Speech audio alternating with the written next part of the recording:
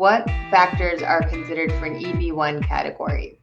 Okay, great. So EB-1 category is an employment-based green card option. So for an EB-1 category, you can sponsor yourself for a green card, or you can be sponsored by a company for a green card. But what's important to note is that you have to be of extraordinary ability in your particular field to qualify for an EB-1 visa. Generally, this is the general rule. So if you're coming in as a chef, for example, or an artist, that's going to be a little bit different than if you're coming in as a business person or a scientist, right? So the factors are slightly different for both. But generally, I'm going to just pretend like this is maybe a business-related category. To be considered for an EB-1, you can present some kind of internationally renowned award, for example, like the Nobel Peace Prize, right? In that particular field, of course, you will receive the EB-1 because clearly you are at the very top of your field. Many of us will not qualify for something like a Nobel Prize. So we would need to formulate different types of evidence to show that you do qualify as being at the top of your field.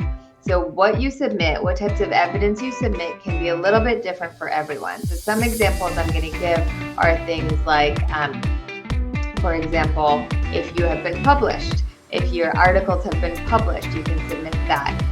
If you're part of an organization, for example, that is very selective on its members, and let's say it's a specific scientist type organization, and you have to be selected to be part of it, that can be a piece of evidence as well.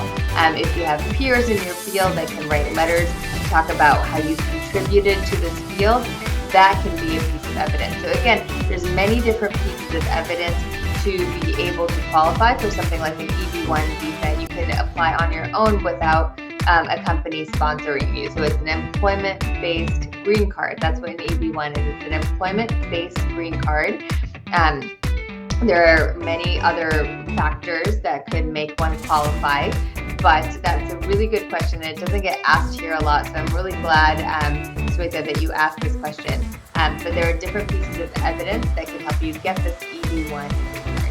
Okay, but really the general idea is we need to prove that you're at the top of your field. And then there are other things, you need to maintain status and things like that, and that might impact your ability to get that green card, whether in the US or if you're applying from abroad.